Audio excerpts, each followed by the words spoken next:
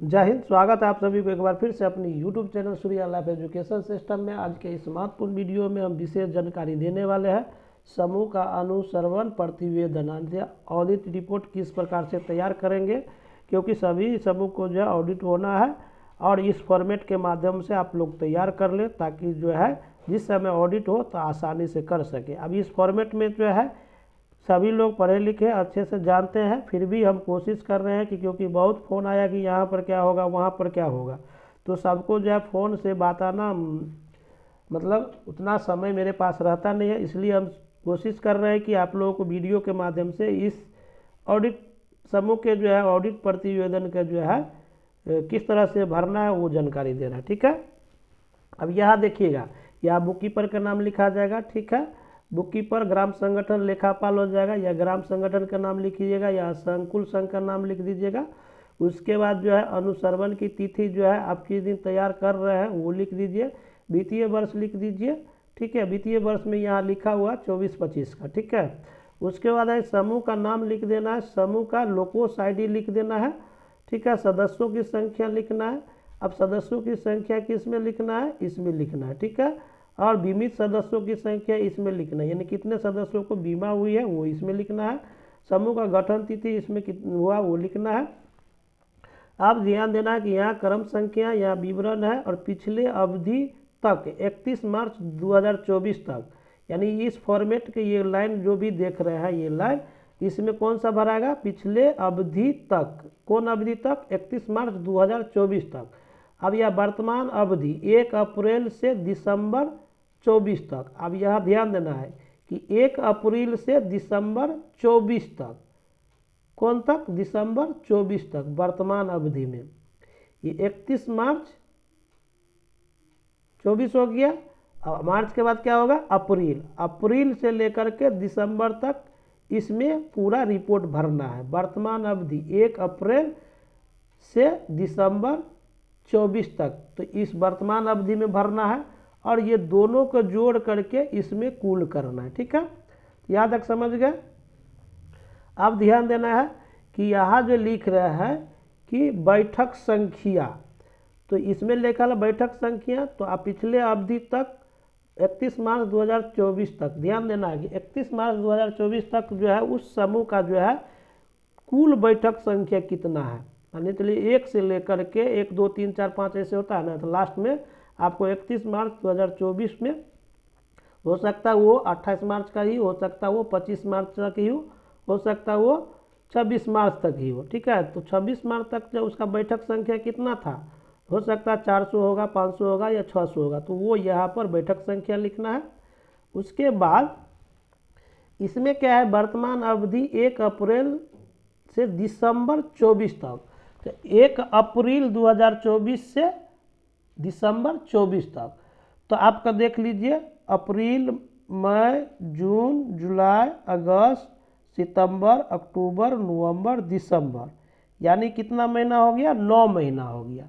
ठीक है, तो 9 महीना हो गया, तो एक महीना में एक समूह का कितना बैठक होता है, 4 बैठक। तो कितना बैठक, अब 9 महीना में कितना हो जाएगा, 9 5 बैठक होता है, तो हम 4 बैठक मान के चलते हैं, तो 9 यानी कि एक महीना में 4 बैठक, तो 9 महीना में कितना हो जाएगा, 36, 9 चौक 36।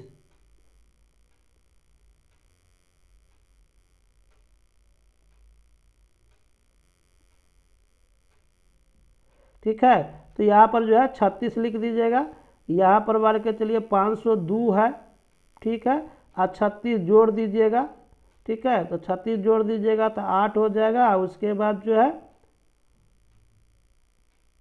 3 हो जाएगा, यानी 536 हो गया कुल बैठक। ठीक है, तो ये बैठक वाला समझ गए। अब चलते हैं परिक्रमी निधि प्राप्त, यानी कि जो है RF की राशि 31 मार्च 2024 तक, पहले जो है समूह में जो है 15,000 रुपया मिलता था, अब क्या है 30,000 कर दिया। तो हो सकता है कि आपको समूह के खाते में इधर 15,000 आया होगा, वर्तमान माह में आपको 9 महीना में इधर 15,000 आया होगा, तो टोटल 30,000। या मान के चलिए डायरेक्ट VO के ही माध्यम से 30,000 आया होगा, तो यहाँ लिख देंगे 30,000। या मान के चलिए 15,000 आया है तो 15,000 लिखने के बाद अगर नहीं आया तो यहाँ 0 बढ़ाएगा, यहाँ आ जाएगा 15,000। ठीक है, तो RF समझ गए दूसरा पॉइंट। अब चलिए तीसरा पॉइंट, सदस्यों द्वारा बचत। तो सदस्यों द्वारा बचत टोटल कितना हो गया, यानी कि एक समूह में 12 सदस्य है और 12 सदस्य मिला के सभी का टोटल बचत जोड़ लेना है। सभी सदस्यों को बारी बारी से बचत जोड़ करके इसमें लिख देना है। यदि आप समान खाता वही लिखे होंगे तो उसमें आपका पूरा टोटल किया होगा, वहाँ से आप उतार सकते हैं। ठीक है, उसके बाद जो है यह जो है 9 महीना में, यानी 9 महीना का बचत कितना हो गया सभी सदस्यों मिला करके टोटल यह जोड़ देना। ठीक है, अब है बैंक से सीसी ऋण की निकासी, यानी कि CCL हो गया क्रेडिट। तो बैंक से लोन निकासी कितना हुआ, तो यानी कि 31 मार्च 2024 तक गठन तिथि से लेकर के अभी तक 31 मार्च तक कितना निकासी हुआ है। प्रथम लिंकेज हो सकता है, द्वितीय लिंकेज हो सकता है, तृतीय लिंकेज हो सकता है, तो वो जोड़ के आपको लिखना है। ठीक है, फिर ये जो है आपको 1 अप्रैल से दिसंबर 24 तक में अगर लोन की निकासी हुआ है तो इसमें लिख करके यहाँ जोड़ देना है। अब चार नंबर समझ गए। अब चलते 5वां नंबर। अब हम अब इसको क्या करते हैं ना, थोड़ा बड़ा कर देते हैं तो समझ में आ जाए। अब क्या है कि 5 नंबर हो गया। अब 5 नंबर समझते VO से ऋण की प्राप्ति। VO से क्या है, ऋण की प्राप्ति है।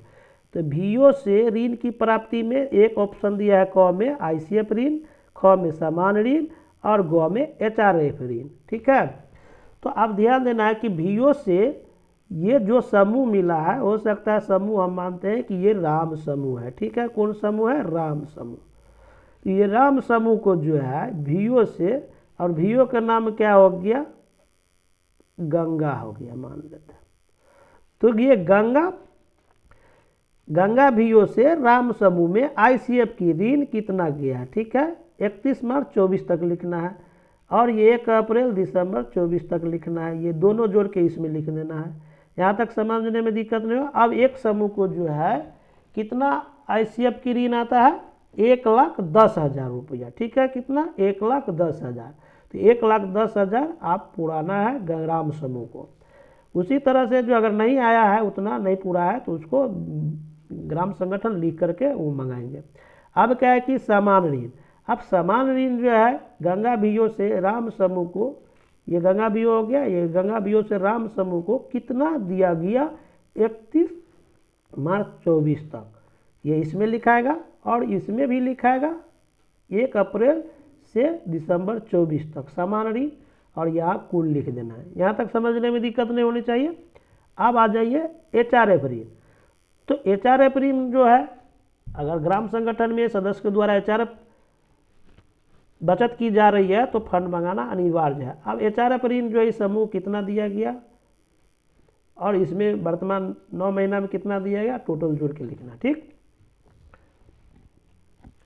अब यह क्या है, अन्न प्राप्ति। अन्न प्राप्ति में जो है इसके अलावा और कोई तरह के प्राप्ति राम समूह को हुआ है तो लिखना है, नहीं तो छोड़ देना। ठीक है, अब है 7 नंबर में सदस्य ऋण वापसी मांग। सदस्य ऋण वापसी मांग ये आपका जो है कहाँ से आएगा, ऋण पुस्तिका से आएगा। तो यहाँ क्या है कि एक समूह में अगर 12 दीदी है, 12 दीदी के जो है वापसी नियोजन जो है देख लेना है क्या, 31 मार्च 2024 तक उसका मांग क्या है। ठीक है, वापसी मांग क्या है। मान के चलिए कि कोई दीदी जो है, ये दीदी जो है लिया है कितना, 10,000 रुपया। 10,000 में वो जो है उसका जो है मांग 2,000 है, यहाँ तक का वापस करते करते। बी के हो गया 10,000 लिया, इसका मांग होता है 4,000 रुपया हो गया। तो सभी का जो है, सभी दीदी का मांग जोड़ करके यहाँ पर लिखना है। ठीक है, अब क्या है, वर्तमान माह में जो है जैसे कि 1 अप्रैल से दिसंबर 24 तक 9 महीना, ये 9 महीना में ऋण दिए हैं तो ये 1 अप्रैल से दिसंबर 24 तक का मांग। ठीक है, तो 1 अप्रैल से दिसंबर 24 तक का मांग, तो दिसंबर 24 में देख लेना है, सदा से तो आ गया होगा। दिसंबर 24 तक का जो मांग देखिएगा वो तो फिर देख लीजिएगा कि ए दीदी का कितना मांग बचा है, बी दीदी कितना, सी दीदी कितना, डी दीदी कितना, जोड़ करके यहाँ जोड़ देना है, ठीक है, कुल कर देना। अब 8 नंबर समझते हैं, सदस्य ऋण मूलधन प्राप्ति। अब सदस्य ऋण मूलधन प्राप्ति कितना किया, सदस्य जो ऋण ली तो मूलधन कितना प्राप्त हुआ, तो आप पिछली यानी 31 मार्च 24 तक कितना रुपया जो है मूलधन वापसी हुआ। तो इसमें मूलधन वापसी में हो सकता है आपका मूलधन वापसी पूरा लिख देना है, कौन कौन सा, बचत हो या समान ऋण हो या बैंक ऋण हो या जो भी ऋण, जितना प्रकार का टोटल मूलधन यहाँ जोड़ देना है, ठीक है। कौन सा मूलधन जोड़ देना है, टोटल मूलधन यहाँ पर जोड़ देना है। उसके बाद इसीलिए ना बोल रहे हैं कि समान ऋण जो है यदि समान खाता वही लिखे हुईएगा तो आपको आसानी होगा, ठीक है। सब जितना मूलधन वापसी हुआ जोड़ कर लिख देना है, 9 महीना में कितना आया वह लिखना है, टोटल यहाँ लिखना। अब है सदस्यों से ऋण पर ब्याज प्राप्ति। तो सदस्य के द्वारा कितना ऋण प्राप्त किया गया है समूह को, तो सभी सदस्य मिल करके जितना ब्याज दिया है वो जोड़ करके आपको 31 मार्च 2024 तक लिखना है और यहाँ 1 अप्रैल दिसंबर 24 तक लिखना है, टोटल यहाँ जोड़ देना है। अब क्या है, बैंक ब्याज प्राप्ति। अब यहाँ क्या है कि बैंक प्राप्त ब्याज एक पूछता है, बैंक ब्याज प्राप्ति,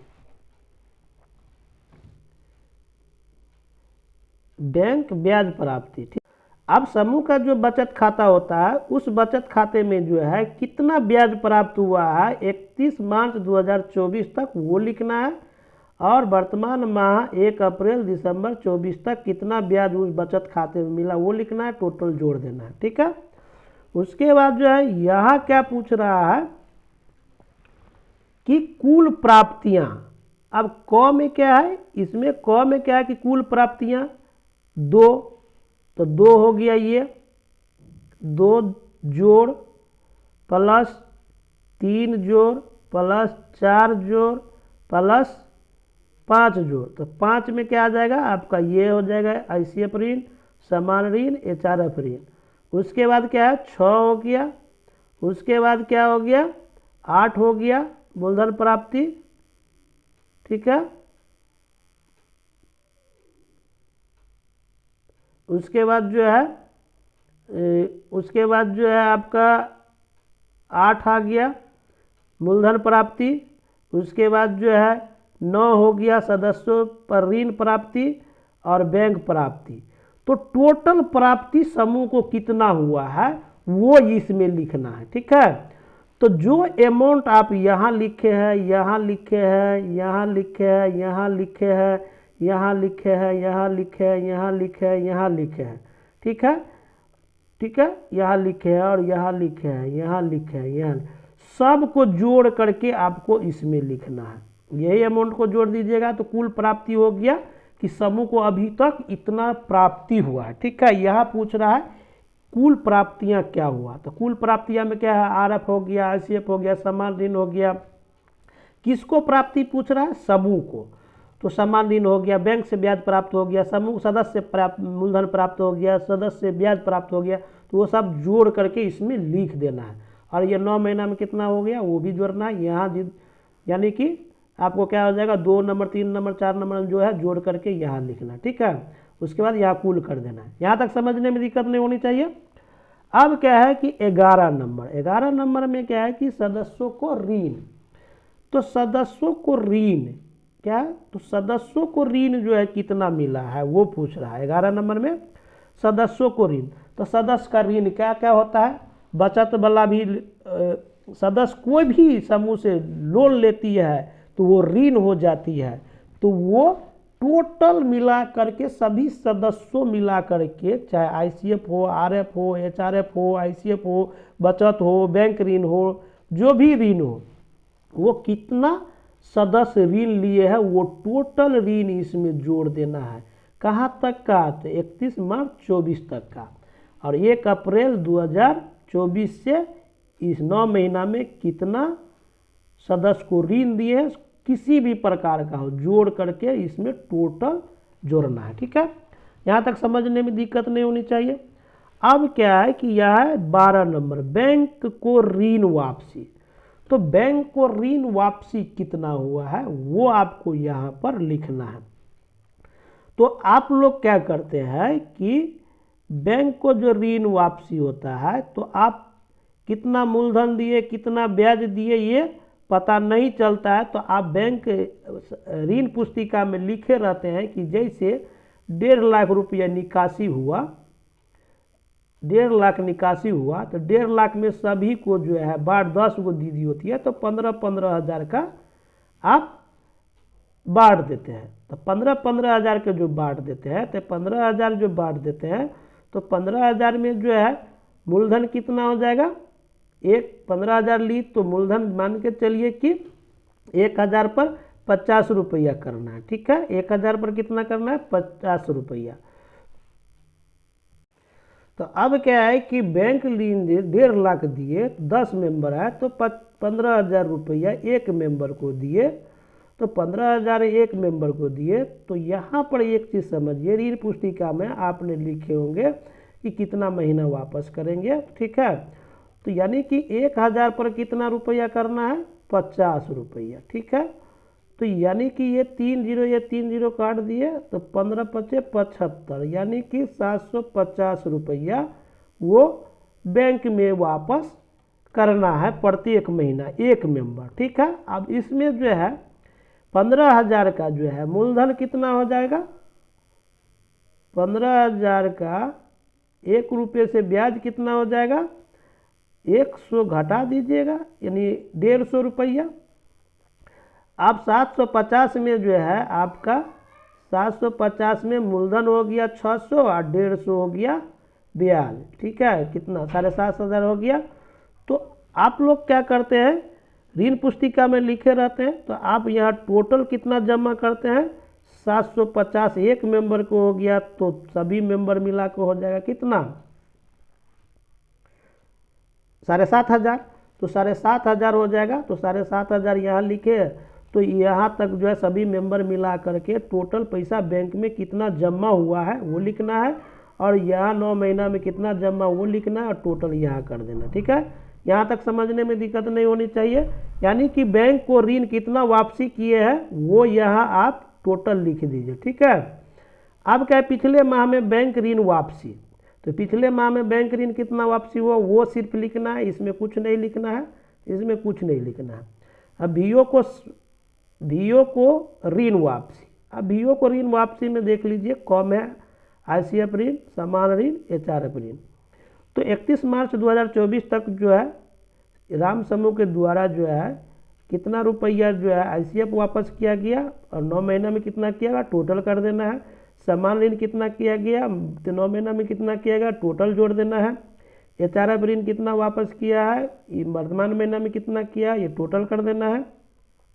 अब यह 14 नंबर में कि वीओ को ऋण पर ब्याज, आईसीएफ या समान ऋण या एचआरएफ ऋण। ठीक है, वीओ को ऋण पर ब्याज, वीओ को ऋण पर ब्याज, वीओ को ऋण पर ब्याज कितना हुआ, तो यह क्या है, वीओ को ऋण पर ब्याज, आईसीएफ या समान ऋण या एचआरएफ ऋण, वीओ को ऋण पर ब्याज।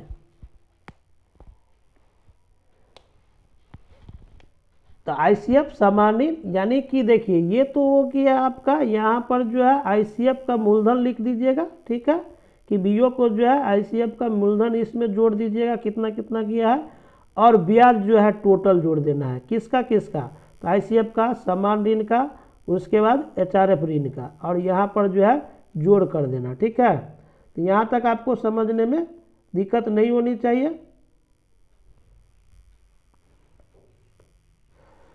तो यहाँ जो है वीओ 14 नंबर में क्या जोड़ना है, आईसीएफ ऋण का, आईसीएफ ऋण हो या समान ऋण हो, एचआरएफ ऋण का टोटल ब्याज यहाँ लिखना है, 9 महीना का ब्याज यहाँ लिखना है, टोटल यहाँ लिख देना। ठीक है, अब आप आते हैं 15 नंबर में, समूह खर्च कितना हुआ गठन तिथि से ले करके आपको 31 मार्च 2024 तक, और 9 महीना में यहाँ कितना हुआ टोटल यहाँ जोड़ देना है। अब यह है कि बैंक ऋण पर ब्याज भुगतान, आप बैंक ऋण पर ब्याज कितना भुगतान हुआ है वो यहाँ पर लिख देना है। कि मान के चलिए कि यहाँ पर था कि टोटल जमा किए हैं, जैसे 750 जमा हुआ, ठीक है। ये 750 में आपका कितना रुपया, 150 रुपया ब्याज है। कितना, 150 रुपया ब्याज है। तो वो आप यहाँ से जैसे कि लिखे होंगे समान खाता ऋण पुस्तिका में, तो वो समूह से दीदी के द्वारा जो ब्याज लिए होंगे, क्या कहता है, बैंक ऋण पर ब्याज भुगतान, बैंक ऋण पर ब्याज भुगतान। तो बैंक ऋण पर ब्याज भुगतान कितना हुआ, 1.5 लाख रुपया मान के चलिए समूह को दिया, ठीक है। 1.5 लाख में जो है आप लोग सिर्फ जो है पता नहीं चलता है कि कितना रुपया हम बैंक में जमा किए हैं, तो टोटल पता रहता है, ब्याज कितना रहता है वो पता नहीं रहता है। तो आप वही लिखेंगे जो ऋण पुस्तिका में लिखे होंगे। तो ऋण पुस्तिका में लिखे होंगे ना कि 1000 रुपया मूलधन वापस किया और ब्याज जो है 500 रुपया। तो ऋण पुस्तिका के माध्यम से जितना और वो पैसा बैंक में चला गया है, तो वो आप लिख देंगे सभी सदस्यों को मिला करके यहाँ टोटल ब्याज, और इसमें 9 महीना का यहाँ टोटल कर देंगे, ठीक है। यहाँ तक समझ में दिक्कत नहीं होना चाहिए। अब अन्य भुगतान और किसी तरह का भुगतान हुआ तो लिखना है, नहीं तो छोड़ देना है। अब क्या कर रहा है कि ख नंबर में है कि अब यह देखिए ख नंबर में क्या दे रहा है, 11 प्लस, तो 11 प्लस हम लिखते जा रहे हैं 100, उदाहरण के तौर पर 12 प्लस 200 या 1000, 200 यानी 2100 मानते हैं आप लोग इसको, 1000 या 2 लाख 3 लाख मान सकते। उसके बाद क्या करा है, 13 नंबर में जो है क में जो है 500, ख में 600, 700, ठीक है। उसके बाद जो है 14 नंबर हो गया, 15 नंबर हो गया 500, फिर 16 नंबर हो गया 600, फिर 17 नंबर हो गया 0 रुपया, ठीक है। तो क्या कहता, कुल भुगतान कितना हुआ, यहाँ क्या था, कुल प्राप्ति थी। ये सब आपका हो गया प्राप्ति, जो समूह में बनाते हैं ना प्राप्ति भुगतान, तो ये हो गया प्राप्ति, ठीक है। ये हो गया वीओ या बैंक को जो भी किए हैं वो भुगतान, ठीक है।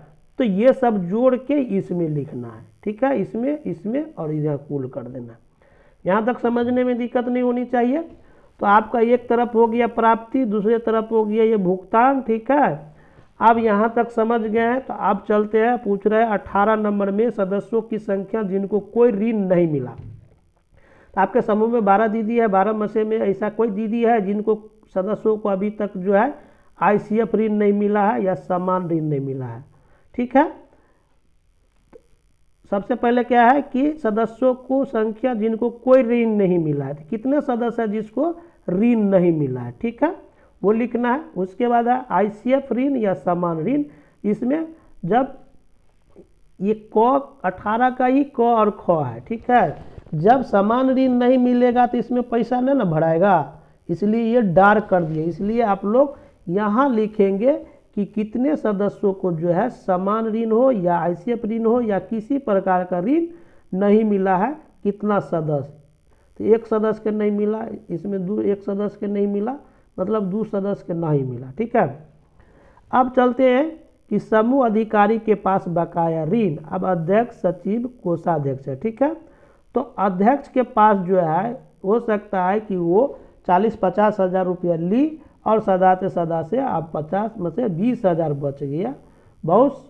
तो इसमें जो है लिखना 20,000 हो या 50,000 हो या 30,000, जितना बकाया है सधा करके वो लिखना है कि 31 मार्च 2024 तक कितना रुपया बकाया है, वो लिखना है तीनों प्रतिनिधि के, ठीक है। ये 9 महीना में कितना बकाया है दोनों जोड़ के यहाँ पर लिख देना है। अब पूछ रहा है कि क्या पूछ रहा है कि 20 नंबर में क्या समूह द्वारा सदस्यों को अतिरिक्त किसी अन्य को ऋण या पैसा दिया गया है। अब क्या कहता है, समूह के द्वारा, जैसे राम समूह है, राम समूह के द्वारा जो है सदस्य यानी अपने समूह के सदस्य को नहीं देकर दूसरे को ऋण दिया गया है। अगर दिया गया है तो कितना दिया गया वो इसमें भरना है, ठीक है। अगर नहीं दिया गया तो नहीं भरना है। वैसे जो है नियम क्या है, जीविका परियोजना में जो समूह में सदस्य है उसी को लेन देन करना है, दूसरे को नहीं कर रहा है। अगर कर रहे हैं तो पकड़ा जाने पर जो है कार्रवाई होगी। अब 20 नंबर में क्या है, नगद शेष तिथि को एलडीपी के अनुसार। तो नगद शेष क्या लिखना है, नगद शेष तिथि के अनुसार। तो यहाँ जो है, यहाँ तिथि लिख दीजिएगा कि 31 मार्च 2024 तक, या आपके एलडीपी में हो सकता है 25 मार्च 2024। तो यहाँ लिखिएगा 25 मार्च 2024। अगर जगह यहाँ नहीं होगा तो यहाँ लिख दीजिएगा 25 मार्च 2024। उसमें जो है एलडीपी में जो है नगद शेष कितना है, यानी कि हाथ की राशि कितना था और अभी वर्तमान में कितना है। ठीक है, ये खाली स्पष्ट कर देना है। 22 नंबर में है बैंक में शेष एलडीपी के अनुसार। तो एलडीपी में देखिएगा कि 3 कॉलम होता है, एक सदस्य बार, एक समूह बार, एक बैंक बार। तो वो बैंक बार में जो है एलडीपी में बहुत ऐसे सीएम है कि अपडेट नहीं कर रहे हैं। अगर अपडेट नहीं होगा तो यहाँ भराएगा नहीं, तो इसलिए उसको अपडेट कर लीजिए जल्दी जल्दी आप लोग, इसमें भरिए। तो आपको यहाँ पर भी लिखेगा 25 मार्च 2024 और बैंक में कितना शेष है, अंतिम नगद शेष वो लिखना है और यहाँ लिखना है। अब 23 नंबर में क्या है, बैंक पासबुक शेष तिथि को। अब मान के चलिए कि 31 मार्च 2024 तक जो है आप क्या करेंगे, पासबुक 31 मार्च 2024 तक अपडेट करा लेंगे और यहाँ लिखेंगे कि 31 मार्च 2024 और इसमें लिखेंगे कि कितना इसमें बैंक में अंतिम नगद शेष है वो लिख देना है। उसके बाद जो है यहाँ सीएम का साइन होगा, बीके का साइन होगा और यहाँ पर अध्यक्ष का हस्ताक्षर होगा। ठीक है, अब यहाँ देखिएगा प्रारंभिक शेष प्लस कुल प्राप्ति माइनस कुल भुगतान बराबर अंतिम शेष, ये फार्मूला भी दे दिया है। ठीक है, तो आशा करते हैं कि इस वीडियो के माध्यम से जो है समूह का ऑडिट प्रतिवेदन तैयार करने में किसी को अब कठिनाई नहीं होगी। फिर भी कठिनाई होती है तो आप लोग जो है कमेंट्स बॉक्स में कमेंट्स करेंगे और ज़रूर उसमें हम कोशिश करेंगे कि आपको जानकारी दें। आशा करते हैं इस वीडियो के माध्यम से आपको ऑडिट रिपोर्ट पूरी जानकारी मिल गया। तो आज के वीडियो में इतना ही। जय हिंद। यदि चैनल पर नया है तो चैनल को सब्सक्राइब और लाइक जरूर कीजिए और अपने दोस्तों को भी शेयर कीजिए। आज के वीडियो में इतना ही। जय हिंद।